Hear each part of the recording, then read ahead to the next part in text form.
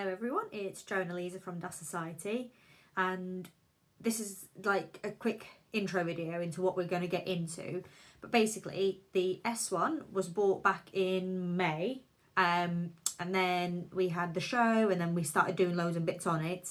We filmed loads of bits, and then as some of you already know, we had the big palaver with the spray job, which made me fall a bit out of love with it, to the point where I was even considering selling it and stuff. So I just thought, no, I'm not going to do any videos, I'm going to forget about it. But then Jo carried on with it, carry on doing some videos and stuff. So this first video we're going to be uploading now is going to be a bit of a intro, what happened with the car, what we think happened with the car, first bits that we've done on it, and so on. And then, yeah, and you'll see the future videos from here onwards will be bit of a mix of what we've done, isn't it? It's a lot of you working on it, less me working on it.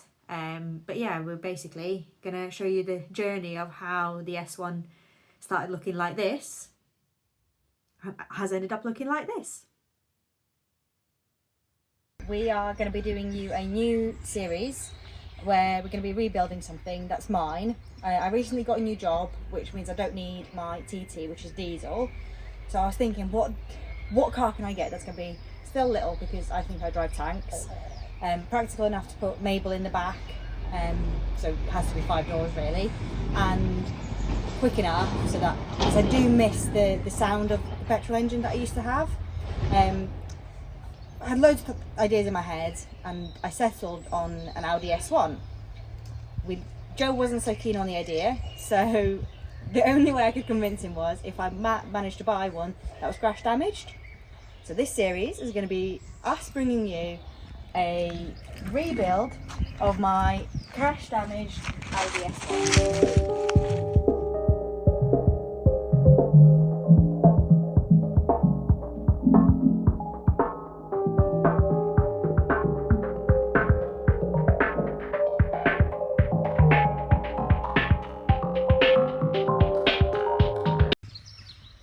When we bought the car, we obviously were fully aware of all the damage at the back of the car. There's loads of little dinks and donks, but like none of that bothers me.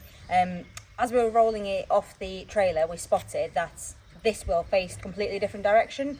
So first job is going to try and lift this up, try and understand what's going on underneath there, and get that repaired.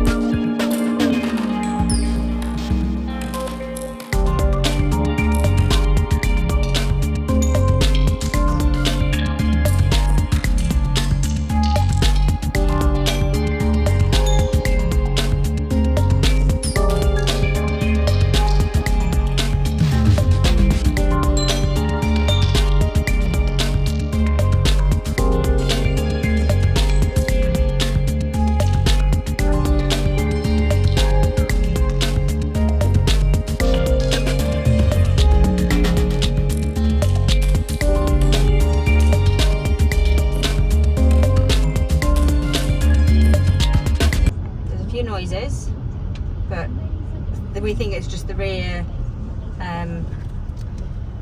wheel arch basically rubbing against the wheel potentially, but we've done the front and it drives straight. It seems to be alright. There's a lot of shit on the brakes, need some fuel, but on the dash there's actually no lights, which is quite impressive. I suppose all the damage was at the rear. So I see if we can potentially pop it onto the ramp now to see if we can try and figure out where we begin on the rear basically.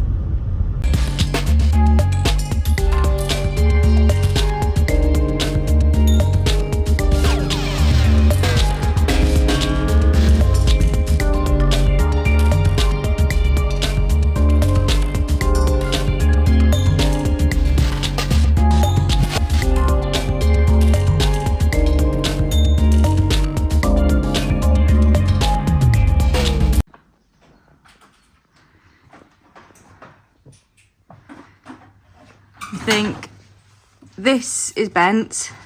Comparing it to this side, that's pretty dead straight over there, and then that's bent. So gonna get a new one of them. Everything else, in all honesty, looks pretty straight. So we're gonna go with that, and then sort of see if anything else needs replacing in the process.